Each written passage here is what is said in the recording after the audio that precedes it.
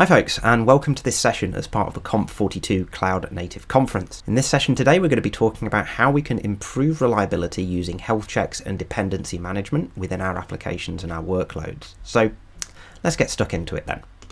Before we go any further, quick background on myself. My name's Andrew Robinson. I'm a Principal Solutions Architect at Amazon Web Services and part of the AWS well-architected team. Team that I'm in, we work with our customers and our partners to help them build secure, high-performing, resilient and efficient infrastructure that they can run their applications and workloads on. I've worked in the technology industry for the last 14 years, and my background is mainly in infrastructure and reliability, also spent some time in data management as well. The workload that we're going to be looking at for the purpose of this is a web application. This web application works as a recommendation engine. Let's just have a quick look then at the data flow of how users would walk through this application. So first of all, we start with our users up here.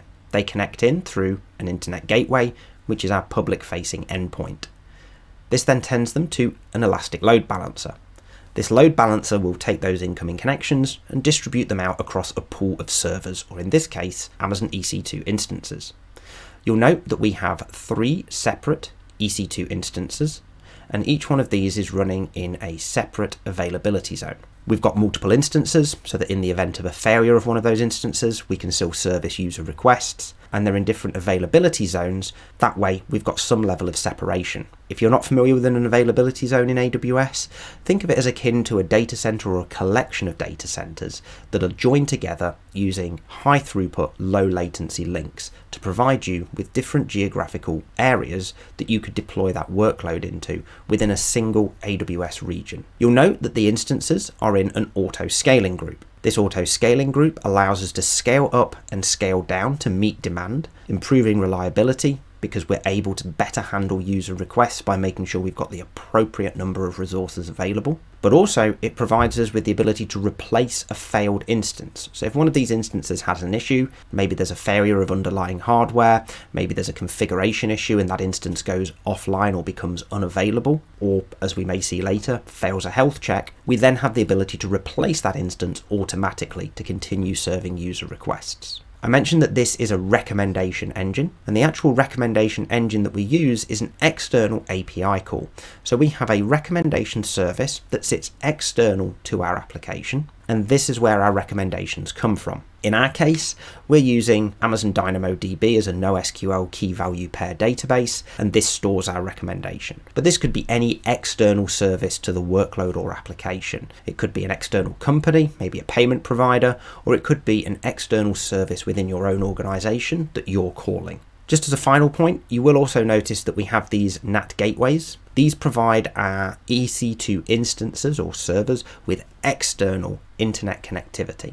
This is needed in our case to be able to call our recommendation service. Let's dive a little bit deeper then into some best practices for how the infrastructure of this has been built, and then we'll dive into the code that's running on those instances and show you how we can implement some of those health checks and dependency monitoring that we mentioned. So some best practices to get us started. High availability on our network connectivity. At AWS, we take care of some of this for you. At the physical level, we make sure that there's multiple connections going into our different data centers that make up our availability zones. However, at the logical level, you will still need to do some implementation. As you could see from earlier, we've got NAT gateways that we use here. We've got multiple NAT gateways. So in the event of a network failure in one of our availability zones, we can still route traffic through another NAT gateway in another availability zone, so that instance can still communicate with our external API service. We also want to deploy to multiple locations. This helps give us a smaller fault domain or a smaller blast radius for errors that may occur, and also means that in the event of a failure in one of those areas, we can still continue to serve our application. We do have this done at the availability zone level in this case, and as I mentioned earlier, an availability zone is a collection of data centers or a single data center that has low latency, high throughput connectivity to other data centers in the same availability zone. So you could think of it as akin to a single fault domain. If you need to, for workload purposes, you may want to look at deploying this to multiple geographic regions across the globe, maybe to service users in different areas, but also that can help to improve reliability. But it does come with some additional management overheads because you then have multiple AWS regions that you're managing your workload within. Finally, making sure that we're using loosely coupled dependencies. We've done this in this scenario by placing our API call for our recommendation engine external to the actual application that's running on our instances. We could go further and use systems like queuing or data flows to be able to stream data in some way, and that would then help create additional loose coupling that we need within there. But for this purpose, we're just making an external API call. So let's jump into the code that's running on these applications. And if you're not a developer, I'm not either, please don't worry. We're not going to be going through all the code on here. We're just going to be looking at some extracts, and I'll be explaining what all of this code does. The code in question here is all written in Python. This is the language that I'm the most familiar with, which is the reason that I chose it. You can achieve the same thing in multiple other different languages, but for the purpose of this, I've just chosen Python. I find it the easiest one to explain, and hopefully that will make it easier for everybody to understand what we're trying to achieve here. So our first basic health check that we're doing with our load balancer, we can have a path that we specify in our load balancer that the load balancer uses to check the health of those servers or instances it's connecting to. In this case, this is on the /health check path. So we're looking for any connections coming in on that /health check path, and if they do come in, we're sending a 200 response, a HTTP 200 response, which is a success.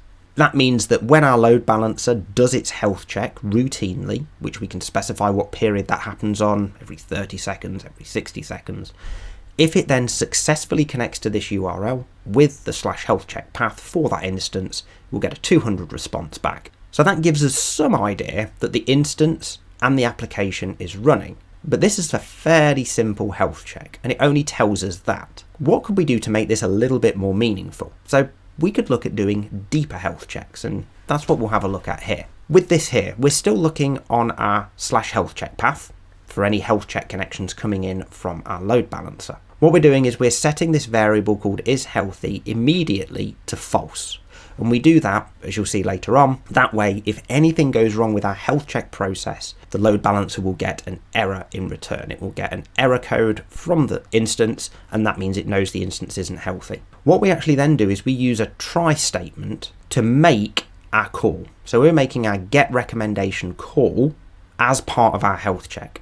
So our health check is now going to be checking on the health of our dependency as well as the health of the actual application itself.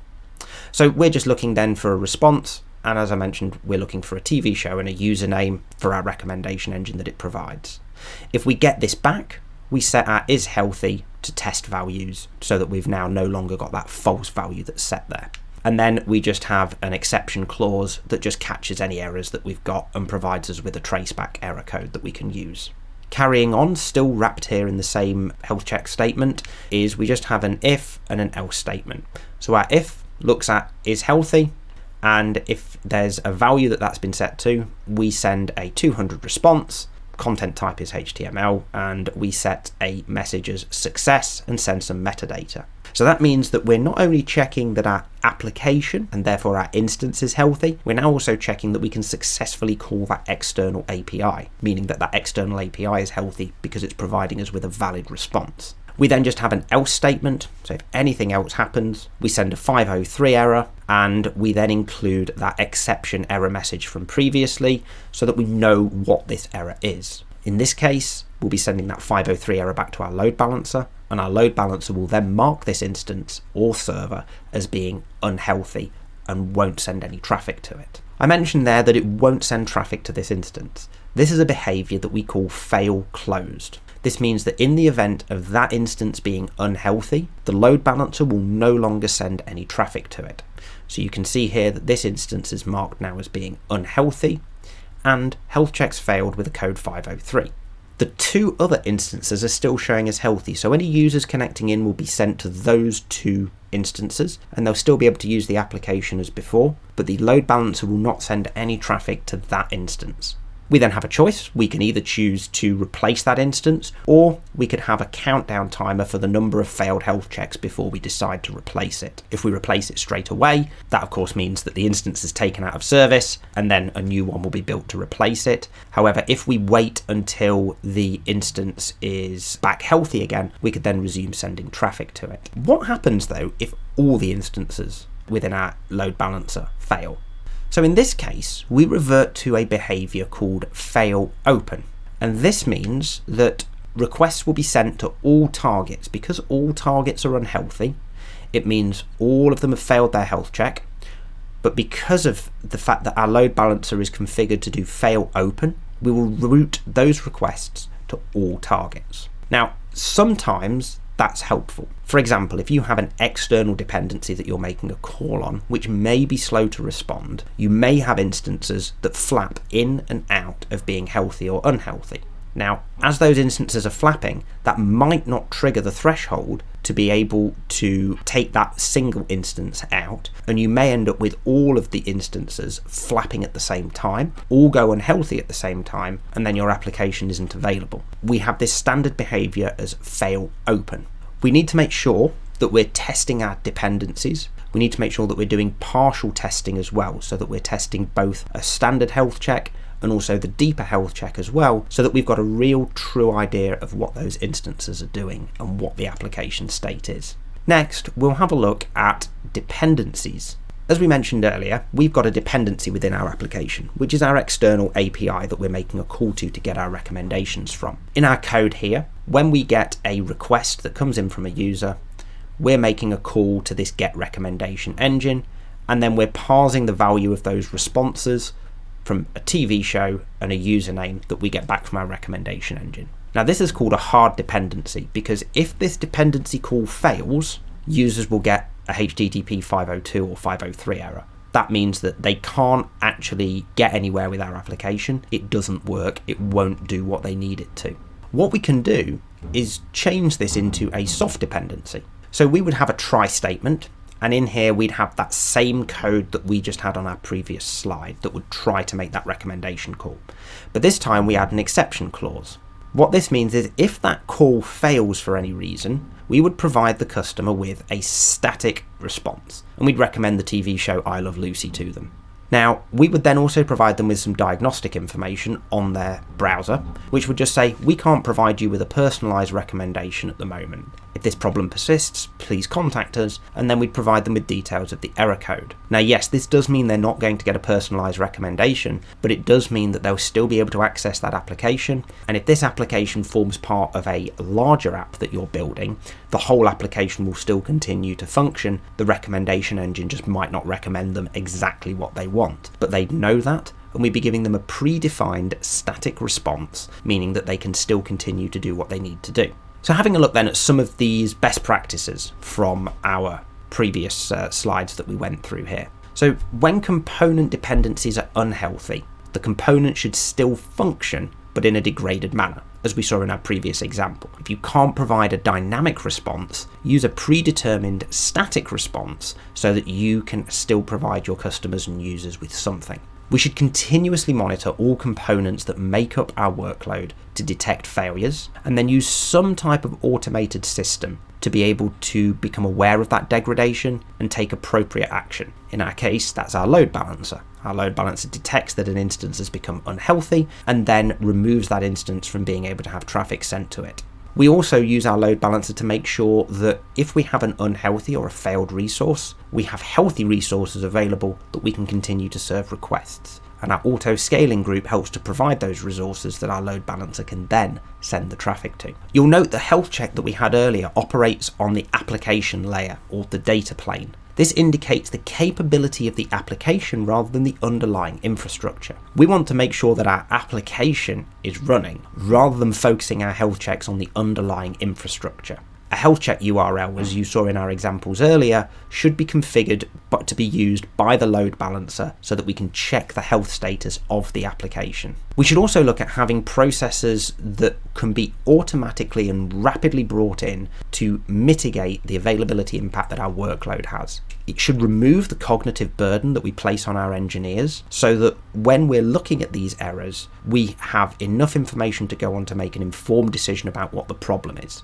An example of how we can do this is by providing that static response and including the exception traceback errors in any error messages that we provide so that we have more detail on what the application issue is. We should also look at fail open and fail close behaviours. When an individual server fails a health check, the load balancer should stop sending traffic immediately to that server or instance. But when all servers fail, we should revert back to a fail open and allow traffic to all servers. As I mentioned, there were some caveats around this and making sure that we're testing the different failure modes on the health check of the dependencies so that we can see exactly what's going on within our application. To wrap up and some conclusions, you will find servers and software fail for very different and very weird reasons. Physical servers will have hardware failures, software will have bugs. Having multiple layers of checks, from lightweight to passive monitoring to deeper health checks, are needed to catch the different types of unexpected errors that we can see. When a failure happens, we should detect it, take the affected server out of service as quickly as we can do, and make sure that we're sending traffic just to those healthy instances. Doing this level of automation against an entire fleet of servers does come with some caveats. We should use rate-limited thresholds or circuit breaks to turn off automation and bring humans into the decision-making process. That's as the example where we use fail open. We're providing that safety net that we could then bring a human in to help us with the diagnosis of this. So using these fail open behaviours when we have all servers in a pool unhealthy can really help to provide that additional safety net that we could need here to make sure that we're able to correctly diagnose this issue and therefore return our application to a healthy state. So finally, a couple of call to actions, folks. So if you've heard anything in today's session that interests you, I'd recommend going and having a look at the Amazon Builders Library and this specific article on implementing health checks. It goes into much more detail than what I've covered in this session and talks through a little bit more about how Amazon uses some of these technologies to improve the reliability of the workloads that our customers use. There's also a collection of multiple other articles on the Builders Library that will help you with understanding how Amazon and AWS implement some of these best practices. The actual architecture that I went through today and the code is all available as part of a series of AWS well-architected labs that we've published. The specific lab for this session is available following this link, but there's a collection of over 100 labs covering all of the different areas of reliability, security, cost optimization, performance efficiency, and operational excellence that you can go and access. The labs are all open sourced on GitHub, so you can take the code and you can use it to help yourself learn. With that, I'd like to thank you all for your time attending this session today. I really hope you do enjoy the rest of the Conf42 Cloud Native conference and look forward to seeing you at the next one. Thanks again, everybody, and bye-bye.